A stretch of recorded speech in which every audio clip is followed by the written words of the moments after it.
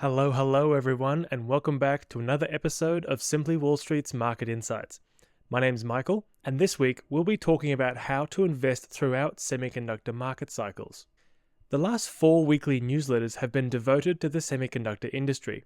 If you missed any of them, we have some links to them in the article. This week though, we are wrapping up the series with a look at the industries and end markets that buy all those chips and the underlying causes of industry earnings cycles. But before we dive into what happened in markets this week, let's do our quote of the week. My experience teaches me that by far the largest losses have been sustained by investors through buying securities of inferior quality under favorable general conditions. Benjamin Graham. Now, let's dive in. What happened in markets this week? Here's a quick summary of what's been going on.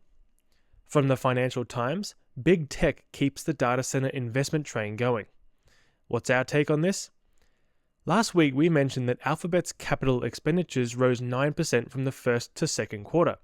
That suggested spending on data center infrastructure, i.e. GPUs, were still rising, but not at the same pace of prior quarters. This week, Microsoft and Meta reported CapEx that was nearly 30% higher than the first quarter. Amazon's CapEx rose 18%, though that was for the entire company, including e-commerce. How soon these companies realize a return on these investments remains to be seen, but they all have cash sitting idle on their balance sheets. They can't make acquisitions due to regulatory pressure, so they can either buy back stock, which many of them are doing anyway, or invest in future capacity.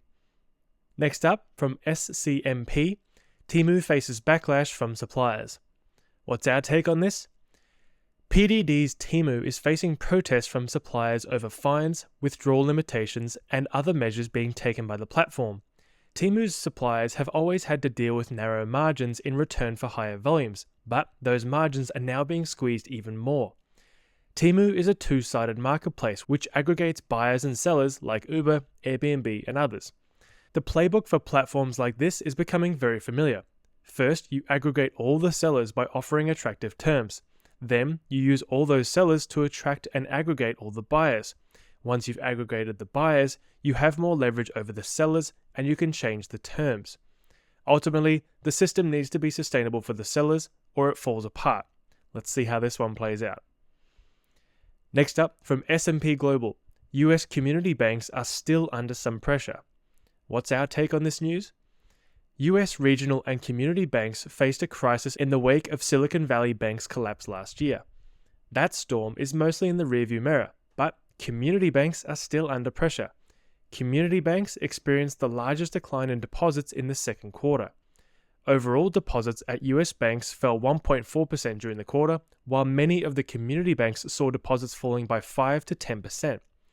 Smaller banks don't have the resources or flexibility to offer higher savings rates, which makes it difficult to remain competitive and can cause customers to shift to larger banks. This shouldn't be a problem unless there's another liquidity crunch, in which case these banks may be vulnerable due to excessive consolidation. Next up, from the Wall Street Journal, investors embrace bond funds ahead of expected rate cuts. What's our take on this? As tech stocks fell last week, US 10-year bond yields dipped below 4% for the first time since January. This was partly a case of a flight to safety, but bond yields were already falling ahead of the weakness in equities. Bond funds have seen inflows as investors look to lock in higher yields. Economic data and recent comments from central bankers suggest the likelihood that rates have indeed peaked. That means the yields currently available from bonds might not be on offer for a while.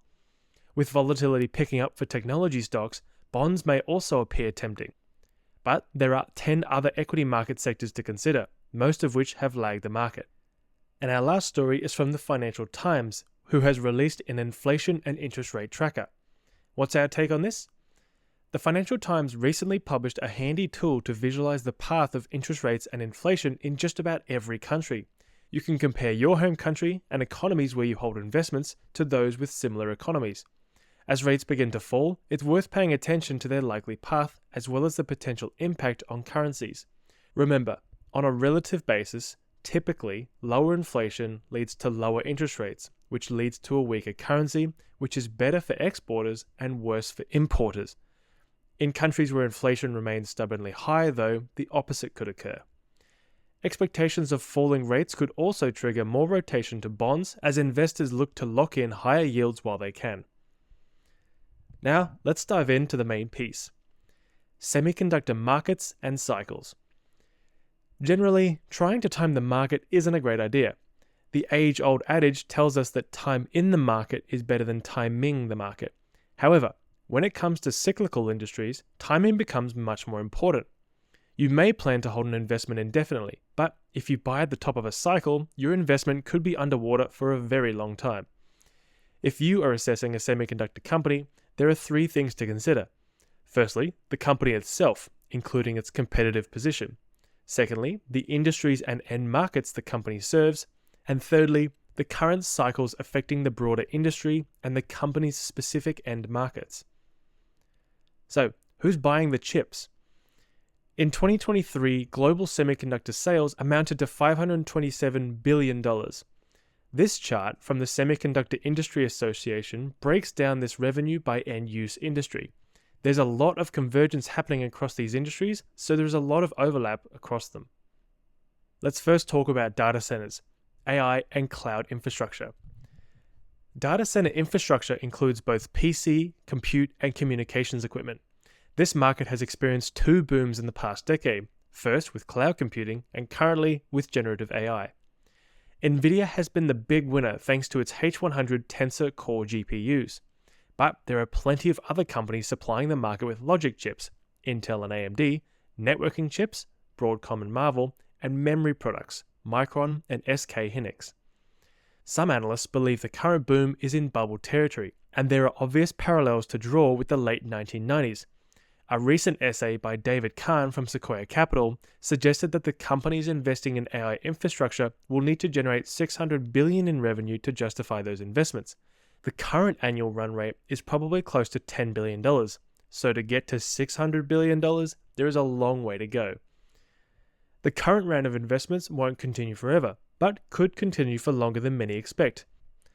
Alphabet's CEO Sundar Pichai said the risk of underinvesting is dramatically greater than the risk of overinvesting. Meta's Mark Zuckerberg said, because the downside of being behind is that you're out of position for the most important technology for the next 10 to 15 years. As we mentioned at the start, both Meta and Microsoft's capital expenditures increased by close to 30% between the first and second quarter this year, while Alphabet's slowed to 9%. In addition, the investments these companies are making don't all need to result in revenue from AI. The same infrastructure can be used internally and to provide other cloud services. Now let's talk about PCs and smartphones. Desktop PC, notebook, tablets, and smartphone manufacturers make up around 50% of global semiconductor revenue. These devices are replaced at regular intervals, which makes these end markets more cyclical than others. The apps and software we all use these devices to access demand increasing amounts of processing power and memory. This means the chips that go into them are often close to the leading edge. More powerful processors and memory chips use more power, so each upgrade in performance also requires upgraded battery and power management integrated circuits too. The PC market experienced an abnormally big upcycle in 2020 as remote work became the norm. This pulled demand forward and resulted in a longer lump than usual. The market is recovering, but the recovery has been slower than expected. The smartphone market is slightly less cyclical due to iPhones and Android being more distinct markets. Nevertheless, it's still cyclical and subject to replacement cycles. Next up, let's talk about communication and networking. Integrated circuits used for communication form a crucial part of data center infrastructure. They are also used for wired and wireless networks, without which the digital economy would not exist. Telecom networks are more established and less of a growth industry than they were a few decades ago. Nevertheless, new technologies like broadband fiber and 5G have resulted in substantial investment cycles. Next, let's cover consumer electronics and appliances. Household appliances and electronic products are one of the oldest markets for chips, particularly analog chips. But the growing number of connected and smart devices means demand for sophisticated chips and microcontrollers is certainly growing. Next, let's talk about the automotive and industrial side of things. The auto industry is an increasingly important market for semiconductors. Most modern vehicles have at least 1,000 different chips in them, and that rises to well over 3,000 for electric vehicles, and even more for those with autonomous driving capabilities. For gas-powered vehicles, most of these chips are fairly low-tech sensors and power management integrated circuits. But EVs need more sophisticated tech to optimize power deployment, and autonomous vehicles require the most sophisticated processors and sensors available. Automation is also taking over factories and supply chains. So, while demand for analog chips will certainly continue, demand for processors and memory chips will increase. Adding to this demand are industries like the Internet of Things and health tech. Unlike the other industries mentioned above, which have seen increasing demand over the last year, the auto and industrial markets have been in a slump recently. As for the last end market, let's talk about government, aerospace, and defense.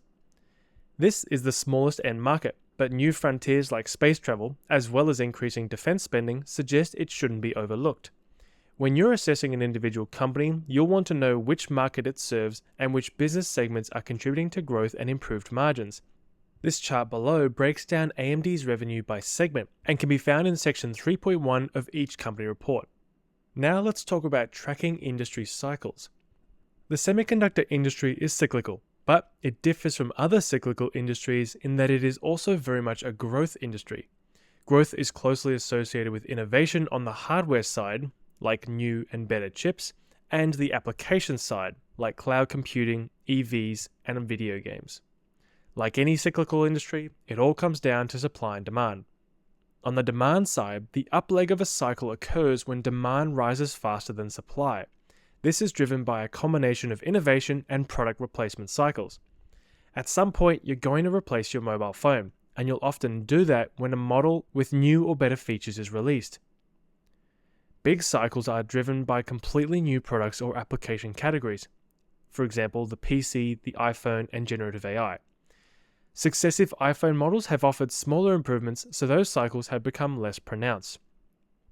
When the manufacturer's products see consumer demand increasing, they will often overorder from their suppliers, including the chip makers. The chip designers and fabs will then increase capacity to meet increasing demand. Adding capacity to the supply chain takes months, so increased demand inevitably leads to higher prices and a lot of overordering. This is when revenue and margins increase. As for the supply side, eventually there will be too much capacity in the supply chain. In addition, companies all the way through the supply chain build up inventory to avoid being caught off guard. Cycles generally deflate when the entire supply chain is overloaded with investors.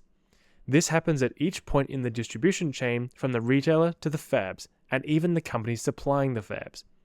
During the down leg, everyone wants to get rid of inventory, so prices are discounted and margins fall. This continues until the inventory is drawn down or a new cycle is triggered by a new innovation. Now let's talk about monitoring the cycle. Within the semiconductor industry, several cycles can be occurring at once, but overall sentiment can often be affected by one or two more dramatic trends. To understand what matters to a particular company, you can look at its end markets, its competitors, and its suppliers. In particular, inventory and margins are key metrics to look at, as well as anecdotal comments mentioned during the earnings call. One of the closely watched indicators is equipment billings. The chart below plots the year-on-year change in equipment billings by semiconductor manufacturers against the PHLX index of semiconductor stocks. This index is tracked by the Invesco PHLX Semiconductor ETF. Two excellent resources for equipment billings data, as well as other industry data, are the Semiconductor Industry Association in the US and the World Semi-Trade Statistics site. So, what's the insight with all of this? PE ratios can tell us a bit about the stages of cyclical industries. For cyclical sectors, the movements of price to earnings ratios can be counterintuitive and confusing. PE ratios will often appear very high when the industry is in a slump and low after a strong rally. This is due to the market anticipating the next phase of the cycle. On balance, the market often does quite a good job at anticipating rising and falling earnings, although it often gets it horribly wrong for individual companies. The chart above illustrates the PE ratio, total market capitalization, revenue, and earnings for the US semiconductor industry. Despite a pandemic, a supply chain crunch, and an AI-driven investment boom, the sector followed a similar pattern. Firstly, in early 2018, stock prices remained flat while earnings continued to rise. This caused the PE ratio to fall. Next, later in the year, share prices fell slightly as the market anticipated a peak in earnings. By the time earnings did begin to fall, the market was already anticipating the next cycle, and stock prices were already rising along with the PE ratio. Then, as earnings growth accelerated in 2020 and 2021, the PE ratio stopped rising despite share prices continuing to rise. In 2022, share prices and the PE ratio fell before earnings peaked. Then, in October 2022, share prices and PE ratios began to rise as the market anticipated another upcycle. Then, in the last 6 months, stock prices have continued higher, while PE ratios have stabilized as earnings have caught up with those price movements. The key takeaway here is that the PE ratios will often rise dramatically early in a new cycle and appear to be high a long time before prices peak. PE ratios can also fall along with share prices while earnings continue to rise towards their peak. In a way, the industry PE movement can be a leading indicator of market upcycles and down cycles, albeit an imperfect one. For individual companies, the pattern usually isn't as clear, but when combined with other elements of the cycle, it can give you an indication of what to expect with respect to earnings and share prices. Now, let's wrap up with the key events during next week. On Monday, the US ISM Services Purchasing Managers Index will be published. On Tuesday, the Reserve Bank of Australia will announce its decision on interest rates. Economists expect the benchmark rate to remain at 4.35%. On Wednesday, Germany's trade data will be published. The trade surplus is expected to narrow slightly to 24 billion euros, down slightly from 24.9 billion euros. Also, Canada's IV PMI is forecast to fall from 62.5 to 58. On Thursday, Canada's trade balance is expected to swing from a 1.93 billion Canadian dollar deficit to a 2.5 billion dollar Canadian surplus. On Friday, China's inflation rate, currently 0.2%, will be published. And also, Canada's unemployment rate, currently 6.4%, will be published. Second quarter earnings season continues with results due mostly from tech, energy, and pharmaceutical companies, as well as a few others, such as Berkshire Hathaway, Walt Disney, Caterpillar, Uber, Shopify, Airbnb, Palantir, Fortinet, The Trade Desk, Super Microcomputer, Datadog, Duke Energy, Marathon Petroleum, Occidental Petroleum, Eli Lilly, Amgen, Gilead Sciences, Zoetis, McKesson, and CVS Health. That's all for this week's Market Insights. Thank you so much for listening.